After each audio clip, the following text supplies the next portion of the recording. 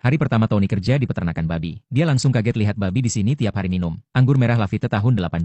Melihat pemandangan ini, Tony hampir mengira ini sindikat penipuan. Tapi bos cantik malah nyuruh dia tenang aja. Lalu ambil satu ember plastik merah dari belakang. Katanya Tony sekarang kerja di sini. Pasti nggak enak kalau nggak ada kendaraan. Kebetulan dia punya beberapa mobil buat dipakai. Begitu Tony buka embernya, dia hampir copot rahang. Ternyata isi ember merah itu penuh sama kunci mobil mewah. Tapi Tony ingat kondisi kandang babi yang rusak parah. Jadi dia pikir ini cuma trik buat tipu karyawan muda biar betah. Maka dia dengan serius bilang ke bos cantik, kalau dia udah datang ya akan kerja sungguh-sungguh. Seberat apapun kondisinya dia nggak bakal menyerah. Bos cantik baru mau jelasin. Tiba-tiba HP Tony bunyi. Saat lihat Tony balik badan angkat telepon, bos cantik malah salah paham. Dikira Tony nggak suka mobil-mobil itu karena terlalu sederhana. Akhirnya dia jalan keluar peternakan, mau cari mobil yang lebih cocok buat Tony. Setelah lihat-lihat, dia juga merasa mobil-mobil ini kurang mewah. Langsung nyuruh asistennya pergi ke dealer Lamborghini yang baru dia beli. Pilih satu unit paling mahal buat hadiah ke Tony. Asisten langsung siap berangkat, tapi dicegat sama kakek di sebelah. Kakek itu ngingetin, sekalian siapin hadiah hari raya. Mumpung ini hari raya Duanu kirim semua ke rumah Tony. Sementara itu, telepon tadi ternyata dari adik angkatnya Tony. Dia ngajak Tony pulang merayakan hari raya. Tapi alasan Tony kerja di peternakan babi ini, semua gara-gara adik angkat dan orang tuanya. Ternyata 3 hari lalu, Tony susah payah dapat surat penerimaan dari perusahaan besar. Tapi adik angkatnya diam-diam ganti isi surat itu. Tanpa sadar, dia bakal sangat menyesali perbuatannya nanti. Tapi waktu Tony tahu dan hadapi langsung, adik angkatnya malah gak merasa salah. Malah bilang itu memang miliknya. Dan Tony pantasnya cuma kerja ngurus babi. Setelah itu dia mau pergi begitu aja. Tony langsung tarik dia. Tapi pas banget orang tua mereka datang, gak mau dengar penjelasan langsung tampar Tony. Malah bilang Tony gak ada apa-apanya dibanding adik angkat. Bahkan tega mau usir dia dari rumah. Tony langsung putus asa. Melihat keluarga yang begitu dingin, dia pun memutuskan pergi kerja di peternakan. Adik angkatnya sama sekali gak nyangka.